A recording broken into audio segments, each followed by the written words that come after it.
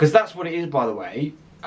You don't actually want to check your phone. You just want the dopamine hit. That's all it is. How many times have you gone to check the time on your phone, looked at it, but what you've actually done is check for notifications?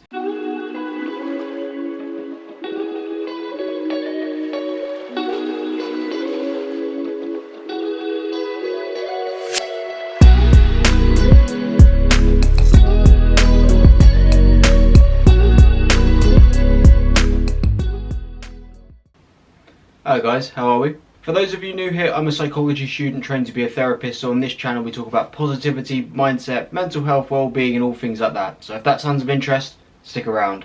Out of sight, out of mind. Very old cliche, very old saying. Been around for ages, you've probably heard it loads growing up as a kid. But I don't think people realise actually how true it is. Not to be really obvious again, but the basic principle being that if you're not seeing something constantly, if it's not literally like in your field of vision or whatever, you think about it less. People say this after like breakups and all sorts, when it's just like problems that they've had is like out of sight, out of mind, I'll forget about that, whatever. But like I said, people don't actually realise how true that is, and I sort of wanted to give some tangible examples of how using this idea of out of sight, out of mind can help you kill some really bad habits. We're all human beings, we all have bad habits. Like, that's just the way of life, whether you picked them up through other people or just from the way that you've sort of been brought up or things around you, whatever, we all have bad habits. But one of the reasons that I can almost guarantee you're really struggling to break those bad habits is because either they're really accessible and or they are always in front of you at all times. For example, if one of your bad habits is you play PlayStation too much and you've got a TV with a PlayStation at the end of your bed, like you're killing yourself. Like, it's going to be so difficult to give up that bad habit because every time you get the urge to do it, you literally just have to sit up, click the on button and you can go. I can almost guarantee most of the bad habits that you've got, you could probably kill or at least majorly cut back on most of them just by rearranging your life or your environment. I want to talk about how a couple of examples of how I did this in my life. This came about after reading the book Atomic Habits by James Clear, something I'd really recommend. I've talked about that book quite a lot recently on this channel because I've only read it recently. But one of the rules he sort of has, he sort of does this ways to make a habit stick, ways to get rid of a habit sort of thing. And one of them is something like make it inconvenient. And it's this idea of adding, even if it's just one small step to doing the habit, that will actually massively cut it back. I remember a weird, silly example, but I remember in the UK, I think it was like 2015 or something like that, they brought in that you had to pay 5p for plastic bags in supermarkets. Like, you just get these like use once plastic bags, and obviously everyone just used to throw loads of them in. Really bad for the environment, whatever. So they passed a law where if you wanted to take one of these bags, you had to pay 5p. That's all it was just 5p. Everyone's got, like, if you're buying however much shopping, you've got 5p. It doesn't matter. But even that step alone, it cut back plastic bag like usage or whatever it was by something ridiculous, like 90%. Because people just went, I don't want to. And even now, like, I've done it where they're like, oh, do you want a bag? And I'm like, oh, I'll just carry it, like, for the sake of 5p, because just adding that extra step is just more likely to stop a habit. Some more extreme examples, I know people that have trouble with like porn sites or like gambling sites and stuff like that. Something that they've brought in is, like, you can obviously put these blocks on your computer, but not only that, if you want to surpass the block, you have to text someone so they can give you the password. So not only do you have to wait and sit there for the password, you have to like text your mate, I want this password so I can access this, that and the other, which, you know, isn't ideal, and it's something that's really been shown to work.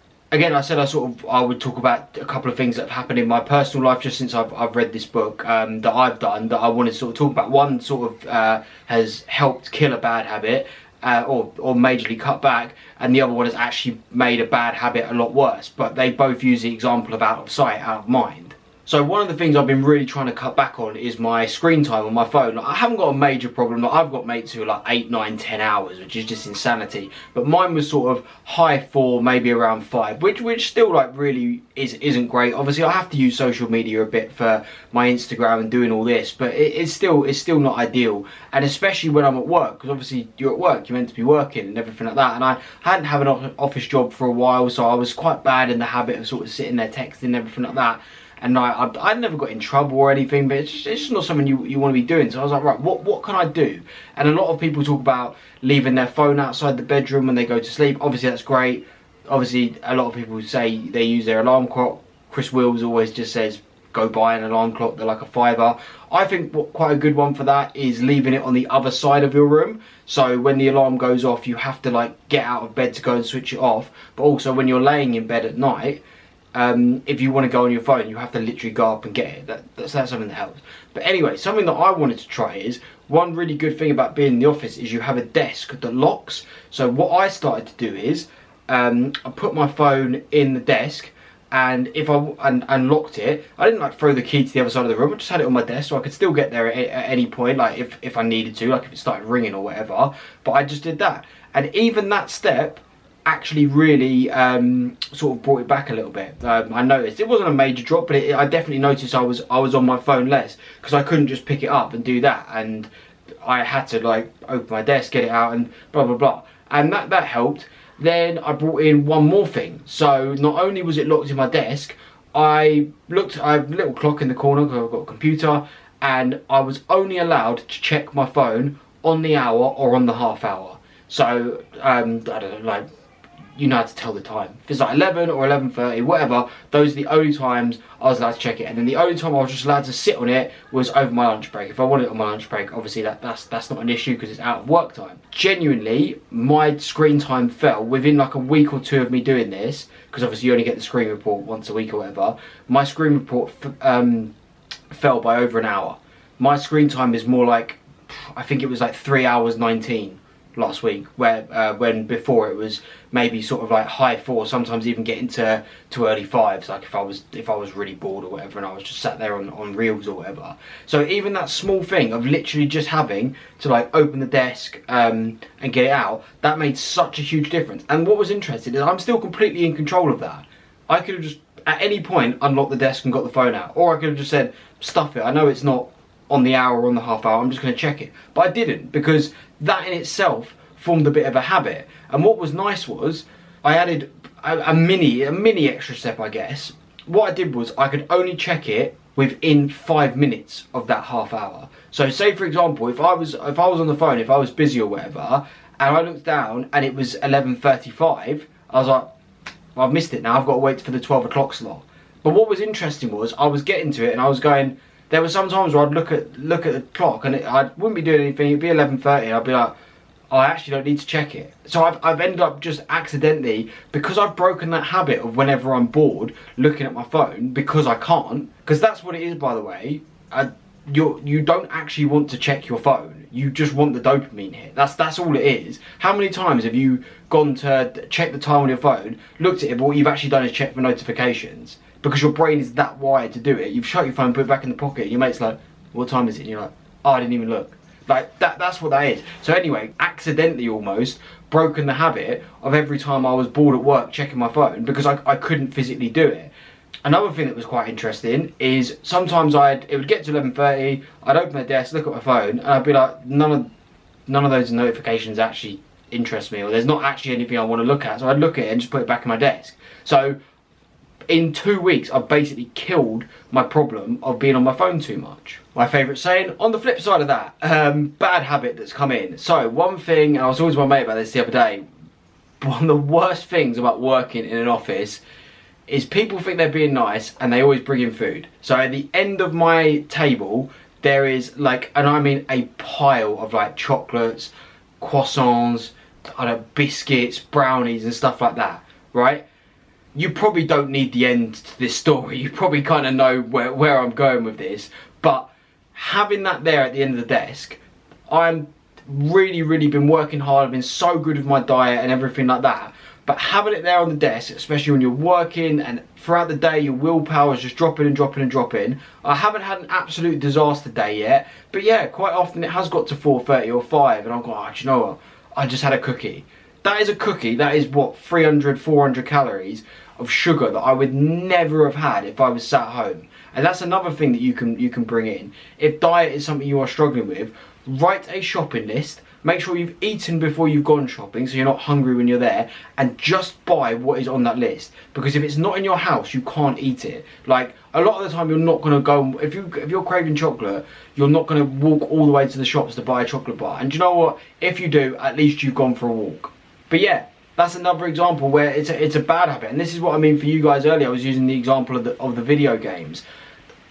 Luckily, like because I am so focused on my running, like it's not too bad. But when I used to work in the office, before I was like really taking my health seriously, it was awful. Someone would like have a birthday and like you just go and scran cake for like 20 minutes, or like a company, like a payroll company, would come and bring in a pizza and stuff like that. And I would never have eaten these things if they weren't put in front of me. But when they're put in front of you, it's no longer. It is your choice, of course it's your choice, but you are not using your habits at that point. You're using your willpower, which is a completely different energy source. So I hope those examples have sort of given you some ideas about what I mean when I'm talking about out of sight, out of mind. Something I definitely advise for you guys. If there is any way that you can make things less like prevalent, less in your face, that are bad, or again, it works on the flip side. If you're really struggling to get up and go to the gym in the morning, pack your bag the night before. Pack your gym bag the night before. Leave out your outfit, and that's what I do. Pack my gym bag the night before. Leave my outfit out on the side. I literally, as far as going in my little takeaway mug, I will put a green tea bag in there the night before and make sure the kettle is filled till there's enough water in it. So I'll roll out of bed, put my gym stuff off, walk down, flip the kettle, bang, done. I'm in the car within sort of 15 minutes. I don't really even have to think about anything. Whereas like if you get up and you're like, oh, I'm knackered, and then you're like, oh, what am I going to wear today? And you're going to pick, like, you're just making your life easier. So things that cue, that's what they're called in the habit sort of psychology world. Those cues, get those cues out of your life. Whatever you know that sort of triggers that habit of doing something that you don't want to do, get rid of them and replace them with cues that make you do good things. Put healthy food in the fridge, download good podcasts, happy music, whatever it is. Next time your parents come into your room, tell them to give them your PlayStation controllers and tell them to hide them, and say you are not allowed to give these back to me till Sunday. And you may think it sounds ridiculous or childish, but you are going to thank yourself, because what's interesting is it will get to the point, like I said, your brain will rewire and you will stop missing the PlayStation, because it won't be your fallback, it won't be your go-to. So get rid of those negative cues and replace them with better ones. Thank you for making it all the way to the end. I do appreciate you guys who stick around. If you did find any of it useful, please do consider liking and subscribing. I drop 2 new videos every week. As always, comment any other thoughts you have below. I put all my socials in my bio. I'm really pushing my Instagram at the moment. Been posting reels on there and a few stories. I've been posting reels daily and then sort of stories as and when I'm doing something interesting. Want to get a bit of a following on there because it just allows me to sort of connect with you guys a little bit more. So feel free to drop that a follow, and until then, no, I'll see you in the next one. Until then, take care, guys.